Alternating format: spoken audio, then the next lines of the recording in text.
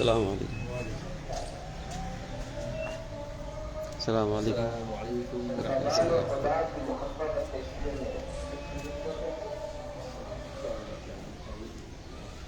جس کا ان کی محبت زمین میں رکھ دی جاتی ہے حضور سید بادشاہ رحمۃ اللہ تعالیٰ علیہ کا واسطہ جو ہمارے پاس ان کے اپنے موجودات بھی ہوتی ہے جو اس کا ہم تک پہنچا ہے آواز آپ کے پوری لکھتے ہیں کہ میں اپنے شیخ کے ساتھ سفر میں اور مجھ سے آپ کی وظائف کی کتاب جو ہے یہ درجہ پر ایک مقام پر حضور ابو البرکات سید حسن بادشاہ رحمۃ اللہ تعالیٰ علیہ نے مجھ سے وہ کتاب طلب کی کہ تو کہ میں نے وظائف تو خاتون نے بڑے سہل سہل کے ارتحال میں گھر کے کہا کہ حضور کو جہاں پر ہم رکے تھے تو وہاں پر ان سے آپ کی کتاب جو ہے وہ دیکھتے تھے. آپ کو پتا ہے اسی بات کیا ہوگا مستقلات ہوگا کہ سید حسن اپنی کتاب سبحان اللہ وہ کب ہے کیا ہو رہا ہے جا اور جا تو مستقلات کو کیا ہے کہ سید حسن اپنی کتاب سبحان اللہ وہ خادم بھاگتا بھاگتا گیا اور جا کر اسی طریقے پہ کہا کہ سید حسن کی کتاب لٹا دیں. مخاطب فرماتا ہے کہ کتاب نکلی کسی قسم کو اس کے ورق کے اوپر کوئی نمی اور رنگیلا وہ نہیں تھی, بالکل خشک تھی, دھول نکل رہی. تو یہ کیا ہے کہ جب اس بندے خدا کی محبت کو زمین میں اتار دیا جاتا ہے تو تحت الثری سے لے کے عرش اولا تک ہر چیز اس کو جانتی ہے, اس کے حکم کے تابع فرمان ہوتی ہے, وہ جس سم چاہے اپنے حکم کو روا کرے. اسی لیے تو مولانا روم کیا فرماتے ہیں یک زمانہ صحبت باؤی بے طرح 7 سال اطاعت جاؤ ان کے پاس جا کر بیٹھو تو صحیح کریں. کیوں؟ کیونکہ یہ حق شناس لوگ ہیں, اللہ کو انہوں نے جان لیا ہے. حضور علیہ السلام نے ان کو اپنی پہچان عطا فرما دی ہے. تم عبادت میں مت جاؤ, تم ان کی تلاش میں نکلو, ان کی صحبت میں جاؤ. کیوں؟ کیونکہ تمہاری 100 سالہ بے ریا عبادت سے ان کی صحبت ملتا ہے. بے شک جاؤ جا کر بیٹھو. اگر ان کی بارگاہ تمہیں میسر نہیں ہے تو جان جاؤ ختم اللہ علی قلوبہم وعلی سمعہم وعلی ابصارہم. ایک وقت آئے گا کہ جب شیطان تمہاری عقلوں کو اور ہماری بصارتوں کو اور ہماری سوچوں کو اور ہمارے قلب کے اوپر ظلمت کے پردوں کو حائل کر دے گا. ہم حق کو دیکھ کر بھی حق کے نہ ہو سکیں گے, ہم حق کو سن کے بھی حق تسلیم نہ کر سکیں گے, ہم عبادت کی سوچ رکھ کے بھی عبادت نہ کر سکیں گے. کیوں؟ کیونکہ ہم ان بندگان خدا کی صحبت میسر نہیں ہے, اور اگر میسر ہے بھی تو ہم ان کو دنیا کی نگاہ سے تکتے ہیں, ہم ان کو اپنی سوچوں سے تکتے ہیں. جملہ عالم زی سبب گمراہ کم کسے زبدال حق آگاہ. مولانا روم فرما کہ جملہ عالمین اسی وجہ سے گمراہ ہوئے ہیں.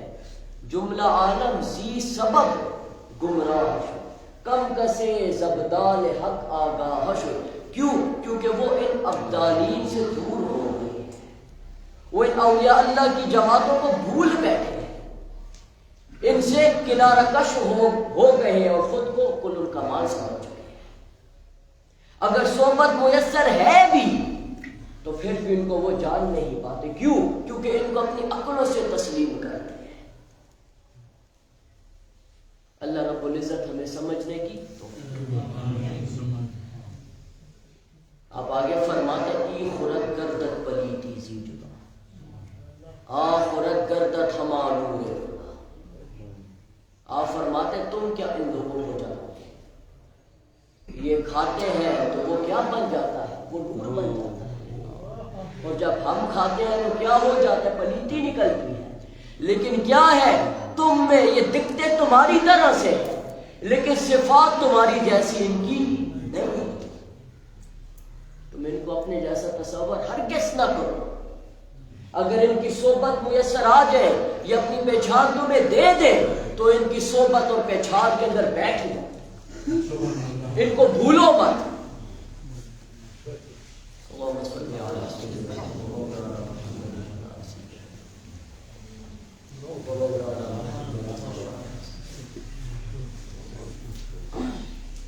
تو جب ان کی صحبت میسر آ جائے تو تم کیا کرو؟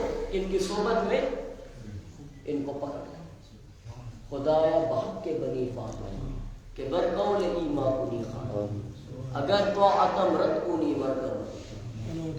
اگر یہ چھوڑ دے تمہیں تمہارے حال کے اوپر تو تم پر کیا ہے؟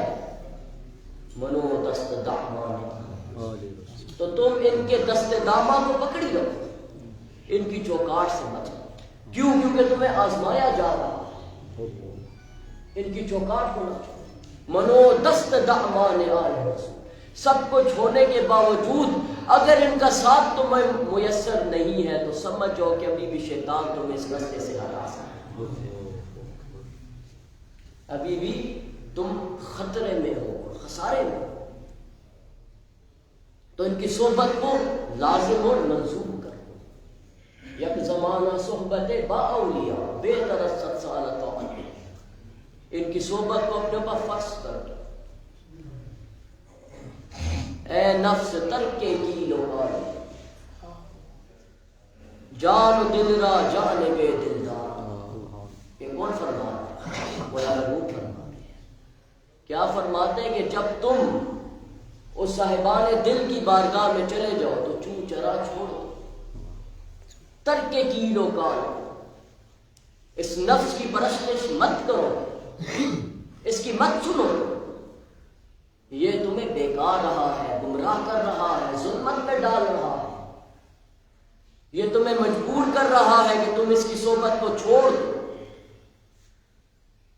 ترک کیلو کال کن. جب تم اس کی بارگاہ میں چلے جاؤ تو پھر کیلو کال سے کام مت لو. جان و دل را جان بے دلدار کن. اپنے دل کو اور اپنی جان کو اس مرد کلندر کے قدم کے اوپر قربان کر. عقل من قربان کن.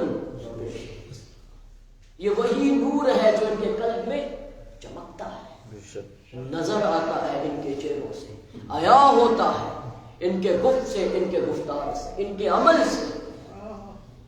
لیکن ہمارے اوپر کیا ہے؟ پردے ہیں. ہم ان کو جان نہیں سکتے. تو جبریل امین کو حکم ہوتا ہے کہ جو فرشتوں میں ندا کر دو کہ رب ان سے محبت فرماتا ہے، اور جو رب کی محبت میں ہے اور جس کو رب نے تخلیق کیا ہے سب کو جس کی محبت میں گم ہو جائے. پھر اس کی محبت کو زمین میں رکھ دیا. تو حضور شاہ محمد غوث صاحب کیا فرماتے ہیں؟ سباب حسن ادب کو تو غوث آپ ہواؤں کو تک رہے ہیں. یہ وہی نور ہے جو ان کی آنکھوں میں دکھتا ہے. سباب حسن ادب کو تو غوث الاعظم را. اے ہوا، وہ ہوا جو حضور غوث الاعظم دستگیر کی بارگاہ میں جاتی. آپ اس ہوا سے مخاطب ہیں. کتنی ہوائیں چلتی ہیں. ولی کو خالی اختیار دیکھو ولی کا کہ اس ہوا کو بھی جانتا ہے جو حضور غوث پاک کی بارگاہ میں جا رہی ہے. سبحان اللہ. سباب حسن ادب کو تو غوث الاعظم. جا تو حضور غوث پاک کی بارگاہ ادب کے ساتھ جا، سلیقے کے ساتھ جا. کیوں؟ کیونکہ تجھے نہیں معلوم کہ کتنی بڑی بارگاہ ہے. جانتی، اسی لیے تجھے میں ادب سکھا رہا ہوں۔ تو ادب کا کرینہ لے کر حضور غوث پاک کی بارگاہ میں جا، اور پھر جا کے عرض کر خدا سکر بتکارے ہر دعا، کہ اللہ رب العزت نے آپ کے دست قدرت میں، آپ کے تصرف میں دونوں جہانوں کے کام رکھے، آپ کے حکم سے چلتا ہے سب، آپ جس کے لیے جو کر دے وہ ویسا ہو جائے، آپ جس کے لیے دعا کے لیے ہاتھ اٹھا لے وہ دعا منظور نظر ہوتی ہے، مستجاب الدعوات کے درجے پہ فائز ہوتی ہے دعا۔ آپ جس کو اپنا بنا لے حضور بھی اس کو اپنا بنا لے، مولا علی المرتضیٰ کرم اللہ تعالی وجہ الکریم بھی اس کو اپنا بنا لے۔ آپ جس کو ولایت عطا فرما دے اللہ رب العزت اس کے مقدر میں ولایت کو لکھ دیتا ہے۔ جا حضور غوث پاک کی بارگاہ، وہ بارگاہ بہت بلند ہے، ان کے تصرف میں دونوں جہانوں کے کام، اور پھر جا کے تو عرض کر تو شہی کے کنی رکھ کا دور، کہ آپ تقدیر مبرم کے شہنشاہ، یعنی ایسی تقدیر جو اٹل ہے، جو لکھ دی گئی ہے ہماری تقدیروں میں، جو مٹ نہیں سکتی، ہمارے مقدر ہے وہ، آپ اس کو بھی بدل دیں، اللہ آپ اس کے بھی کیا ہے تقدیر مبرم ہے، پلٹا دیتے ہیں اس کو۔ رب نے تمام جہانوں کی تقدیریں آپ کے سپرد کر دی۔ اگر آپ کسی پہ رحیم ہے اور دنیا میں اس پہ کوئی حادثہ ہے تو رب آپ کے فضل سے اس حادثے کو مٹا دیتا ہے۔ سبحان اللہ، سبحان اللہ، اللہ بریز خاطر نشاد محنت بخان، یہ فقیر عرض کرتا ہے آپ کی بارگاہ میں کہ اس کو محنت و غم سے آزاد کر دے اور اس کے ناشاد دل کو شاد کر دے، اللہ اس کو شاد کر دے، اس کو خوش کر دے، اس کو ہر قسم کے محنت و رنج سے دور کر دے اور اس کو اپنا بنا۔ اللہ حضور شاہ محمد غوث سرکار کی یہ ربائی جو ہے، اگر ایک شخص اس کا ورد رکھے تو وہ جان لے جو عنایات حضور شاہ محمد غوث سرکار پر حضور غوث الاعظم دستگیر نے اس دعا کے بعد کی ہے، یہ میرا ایمان ہے کہ اس پر بھی، بے شک بے شک، سبحان اللہ، کیونکہ ولی کی کیفیت جس چیز پہ بند ہو تو وہ ختم نہیں ہوتی۔ بے شک،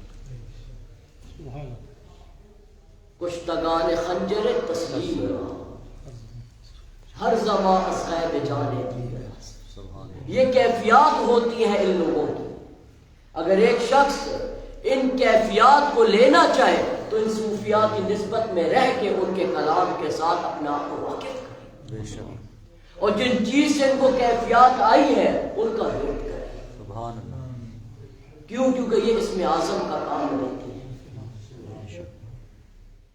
شکر للہ نہ مردے برسیدے، اگر ایک انسان کو اس کی موت کا ڈر ہے کہ اس کا خاتم بالایمان نہیں ہو سکتا تو میرا ایمان ہے وہ حضور غوث الاعظم دستگیر کے شعر کا ورد کرے۔ سبحان اللہ، آپ فرماتے شکر للہ نہ مردے برسیدے آفری بات بری ہمت مردان ہے۔ سبحان اللہ، اللہ رب العزت اس کا خاتمہ خاتم ایمان پہ کرے، بے شک، اس کو ایمان پہ مارے گا۔ کیوں؟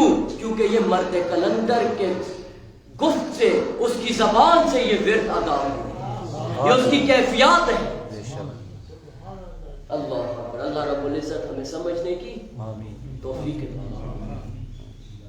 حضور غوث الاعظم دستگیر رضی اللہ تعالی آپ کے خادم تھا، وہ آپ کو تہجد کی نماز کا جو ہے وضو کرا،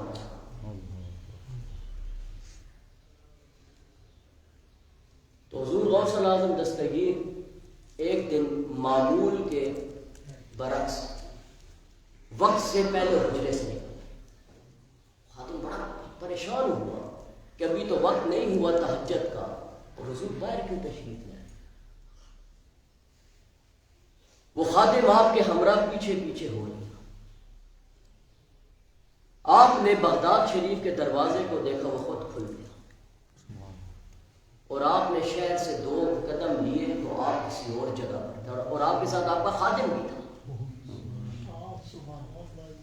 آپ کے سامنے ایک مردے کو لایا گیا، آپ نے اس کا نماز جنازہ پڑھا۔ جنازہ پڑھانے کے بعد وہاں کے ابدال آپ کے پاس آئے اور آپ نے کہا حضور یہ ابدال ہے اور ہمیں اس کی جگہ کوئی دوسرا ابدال نہیں۔ آپ نے کہا صبح کے وقت میں جو ہے یہ منتخب فرما کر بتا دوں۔ انہوں نے کہا حضور اگر صبح تک یہ علاقہ ہلاک ہو جائے گا تو پھر کیا ہوگا؟ آپ نے آنکھوں کو بند کیا۔ کچھ ہی سال کے بعد آپ نے اپنی آنکھوں کو کھولا تو ایک شخص آپ کے سامنے بیٹھا، بڑی بڑی مونچھیں ہیں اس کی، اور اس نے مالائیں پہنی۔ آپ نے اس کی مونچھیں وغیرہ ساری کٹوا کر، اب یہ اختیار ہے حضور غوث اللہ سے، کتنا اللہ رب العزت نے ان کو مختار بنایا ہے۔ یک زمانہ صحبت باہویا بے درد سالہ طاعت بیریا، اسی لیے کہا جاتا ہے کہ جو اللہ والے ہوتے ہیں ان کی بارگاہ میں رہنا ہی عبادت ہے، کیونکہ باہر رہ کے اپنی عبادت کرنا یہ کیا، یہ خطرہ ہے، کیونکہ ہم نفس کے وار کو نہیں پہچان سکتے، یہ اس راستے سے گزرے ہوئے ہوتے ہیں، یہ جانتے ہیں کہ کہاں سے میں نے سالک کو لے کر حضور کی بارگاہ میں پہنچا۔ سبحان اللہ۔ تو ایک شخص آپ کے سامنے آ گیا، آپ نے اس کی مونچھیں وغیرہ صاف کری، اس کو کلمہ پڑھایا اور کہا لے جو اس کو میں نے ابدال دیا۔ واپس ہوئے آپ، 2 قدم آپ نے لیے تھے کہ آپ واپس اپنے حجرے میں تھے۔ اس خادم نے آپ سے اس وقت یہ ماجرا نہیں پوچھا۔ صبح ہوئی تو اس کے بعد آپ کی بارگاہ میں عرض کیا کہ حضور یہ رات کو کیا ماجرا ہوا؟ آپ نے فرمایا کہ جب میں اپنی عبادت گاہ میں تھا تو فلاں محلے کا ایک ابدال مر گیا، مجھے حکم دیا گیا کہ جا کے آپ اس کا جنازہ پڑھیں، تو میں اس کے جنازے کے لیے چلا، اور پھر اس کے بعد مجھے کہا گیا کہ اس علاقے کے لیے ابدال چاہیے، میں نے آنکھوں کو بند کیا تو اللہ رب العزت نے اس وقت گرجا گھر میں ایک پادری جو تھا عبادت میں مشغول تھا، رب نے کہا اس کو ابدال بنا، اس کے قلب کو میرے رب سے آشنا کر۔ یک زمانہ صحبت باہو بے درد سالتا بے، اس کے قلب میں وہ نور اتار جو نور آپ کے قلب میں ہے، اس نور کا ذرہ اس کے قلب میں بھی ڈال ہے۔ کہا کہ زن قدن میں کچھ ہی وقت میں نے اپنے تصرف سے اس کو وہاں سے اٹھا کے اپنے سامنے حاصل کر اللہ، اور میں نے اس کو ایمان سے سرفراز کر دیا، اور اس کو میں نے اس جگہ کا ابدال بنایا۔ سبحان اللہ۔ تو اولیاء اللہ جو ہوتے ہیں یہ مختار ہوتے ہیں، حضور علیہ الصلوۃ والسلام کے نائب ہوتے ہیں، خلیفہ ہوتے ہیں، حضور کے نور نظر ہوتے ہیں۔ جس طریقے پہ ہم حضور کو تکتے ہیں بعین ہی ہمیں ان کو بھی تکنا چاہیے۔ اگر جو شخص ان کو اس نگاہ سے نہیں تکتا تو وہ حضور کو بھی نہیں جانتا، وہ حضور کو بھی نہیں پہچان سکتا۔ ان کا جاننا در حقیقت حضور کا جاننا، ان کی صحبت میں بیٹھنا در حقیقت حضور کی صحبت میں بیٹھنا۔ پیر کامل صورت ذل الہ یعنی دیدے پیر دیدے کبری، یہ عام بارگاہ نہیں ہوتی، یہ خاص بارگاہ ہے۔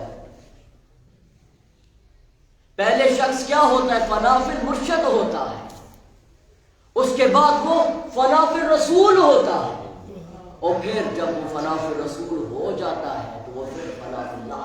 بے شک یہ قلب کی کیفیات ہے، رمز ہے، رموز ہے، یہ ہماری عقلوں میں باتیں نہیں آ سکتی۔ کیوں؟ کیونکہ 40 سال تک ہم اس عقل کے تابع فرمان رہے ہیں، ہم اس کے چنگل سے نہیں نکل سکتے۔ اگر ہم اچھائی کا سوچے بھی تو اچھا کام ہم سے نہیں ہو پاتا۔ کیوں؟ کیونکہ ہمیں صحبت میسر نہیں ہے، ہم نے 40 سال تک ان لوگوں کو نہیں ڈھونڈا ہے۔ ہم لوگوں نے ان کی پہچان ہمیں بتائی ہی نہیں گئی.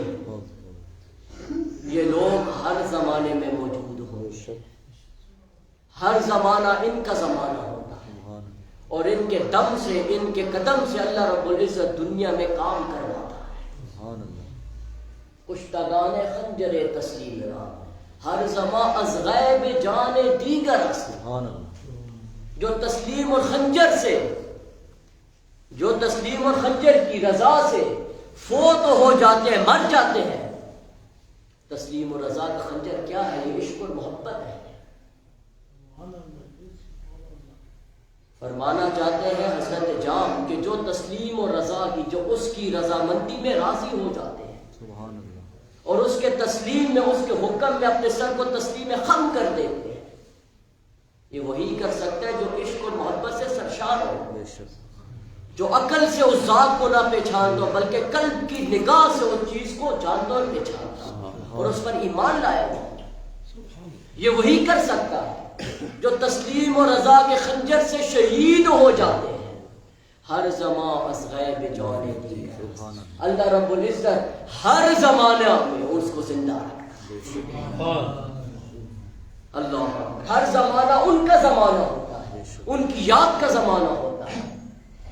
ہم سے 40 سال، 20 سال، 100 سال، صدی پہلے گزرے ہوئے ہوتے ہیں، لیکن ان کے مزاج اسی طریقے پہ تاحیات ہیں، زندہ رہتے ہیں. ایسا کیوں ہوتا ہے؟ ہم تو ان کے زمانے میں نہیں گئے، نہ ہم نے کبھی ان کو تکا ہے. کیوں؟ کیونکہ اللہ رب العزت کے حضور یہ گم ہو جاتے ہیں، حضور علیہ الصلوۃ والسلام کے نور سے منور ہو جاتے ہیں اور یہ اپنی زندگی اللہ رب العزت کے لیے گزار دیتے ہیں اور حضور علیہ الصلوۃ والسلام کی اطاعت میں ہوتے ہیں. تو اللہ رب العزت ان کی زندگیوں میں بھی ان کے نام کو رکھتا ہے اور ان کے مرنے کے بعد بھی ان کے نام. سبحان اللہ. ایمنم یا رب کے اندر نور حق فانی شدہ، مطلع انوار فیض ذات سبحانی شدہ. حضرت معین الدین چشتی میری فرما رہے ہیں میں اتنا زیادہ محو ہو چکا ہوں، ایمنم یا رب کے اندر نور حق فانی شدہ، کہ میں اس کے نور میں فنا ہوتا ہوں پھر آتا ہوں، پھر فنا ہوتا ہوں پھر آتا ہوں. تو پھر مجھ پر اثر کیا ہوا اس کا؟ مطلع انوار فیض ذات سبحانی.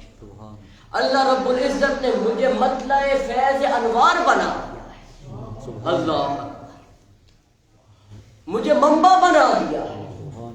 جو میری بارگاہ میں آتا، میری بارگاہ میں آتا ہے، وہ در حقیقت اللہ کی بارگاہ میں. اللہ خلق میں گفتندگی را بدشواری، اے افاق اللہ کے من بارے بآسانی شروع.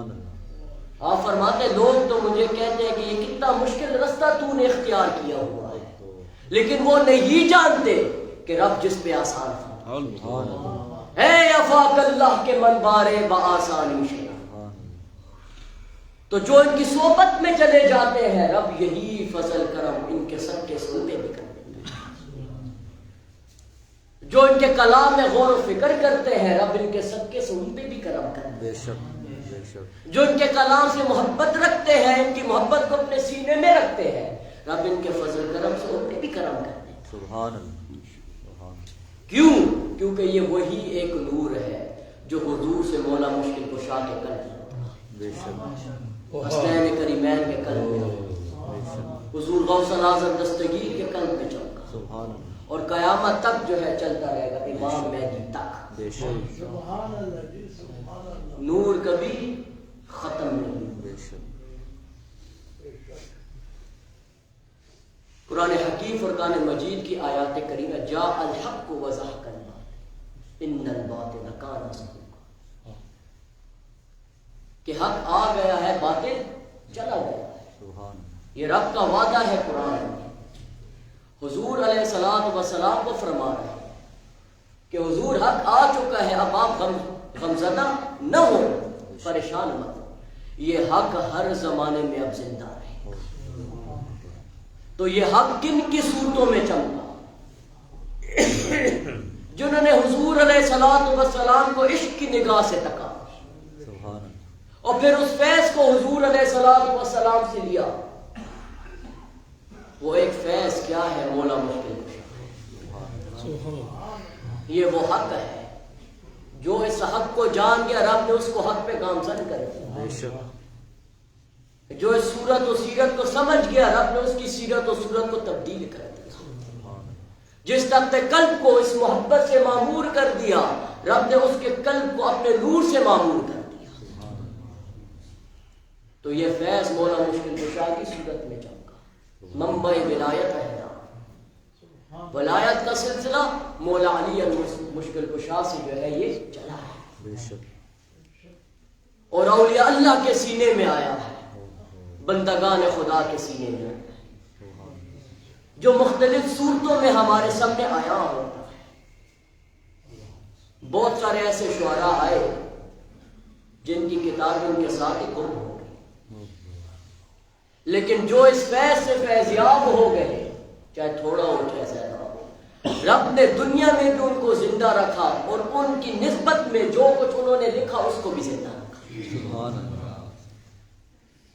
اور جو کچھ اس وقت وہ خود بیان کر کے لوگوں میں اتارتے تھے بآئین ہی اب بھی وہی اثر ہے. بے شک جو ان کے کلام میں غور و فکر کرتے ہیں اور لوگوں تک اتارتے ہیں تو در حقیقت وہی فیض، وہی انوار، وہی تجلیات سے ان کے بھی کل معمول ہو جائے. سبحان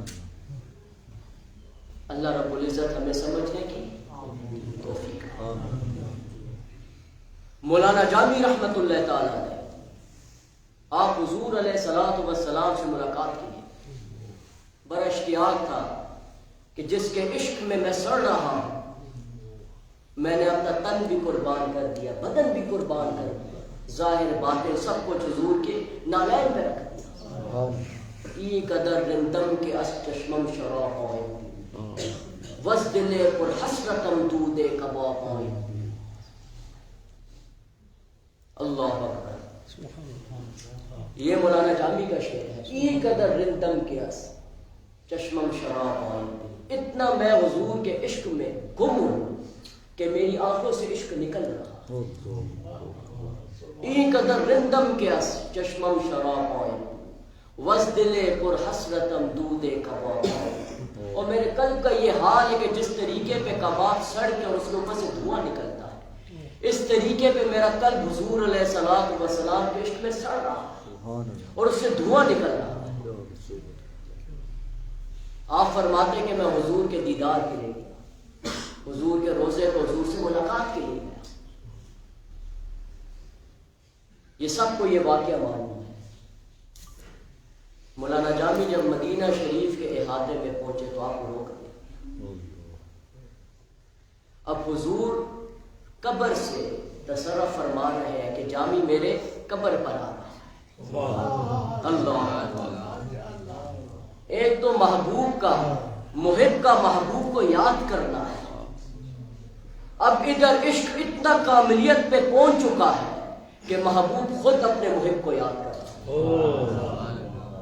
اللہ ایسا عشق حضور جامی کے صدقے سے اللہ ہمیں بھی عطا فرمائے.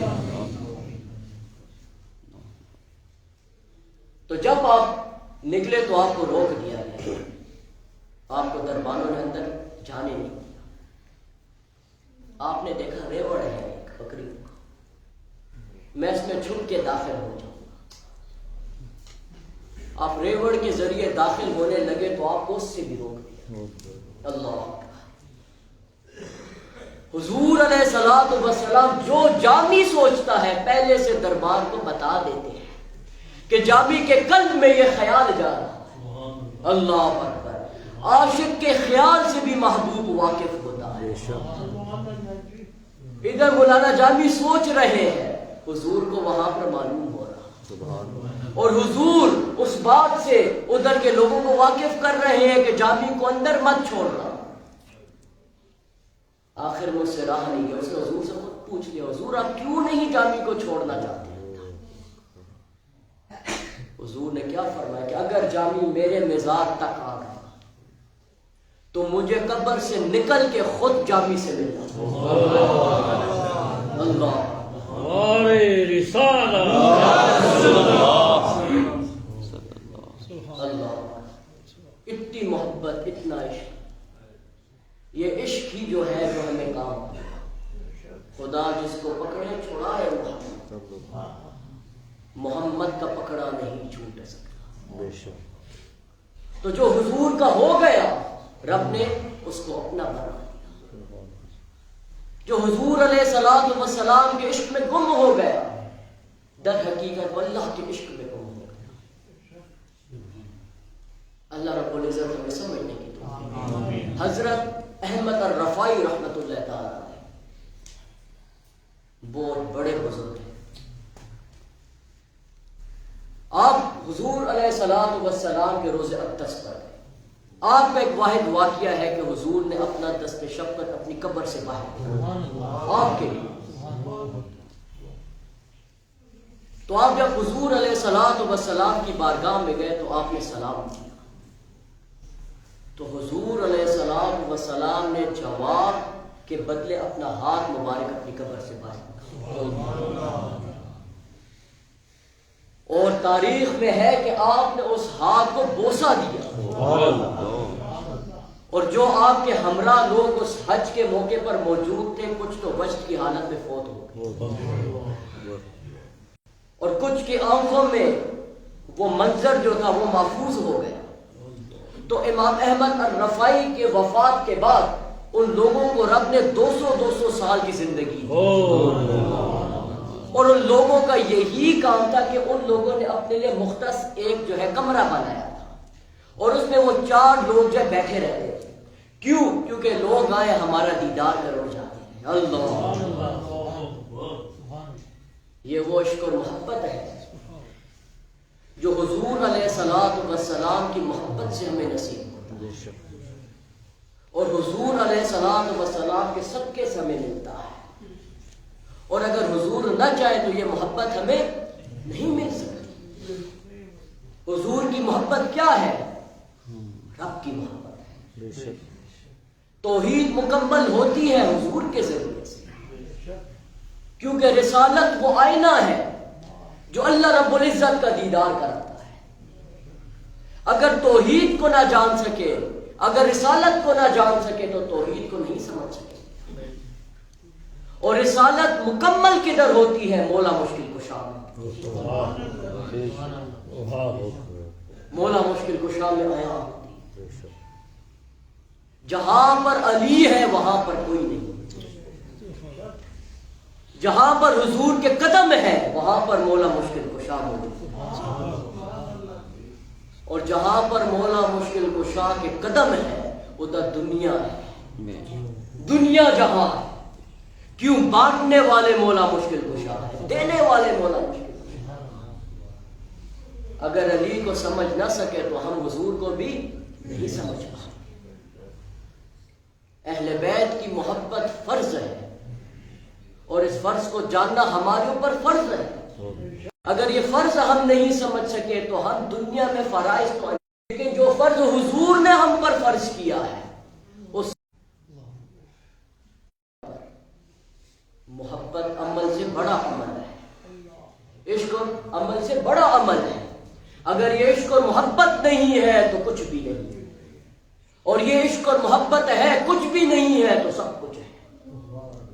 اللہ رب العزت ہمیں سمجھنے کی توفیق، ہمیں جاننے کی توفیق، اور اسی محبت سے ہمیں صوفیاء کی محبت عطا فرمائے، صوفیاء کی صحبت عطا فرمائے، اور اسی صحبت کے ساتھ ہم حضور علیہ الصلوۃ والسلام کی بارگاہ میں حاضر ہوں۔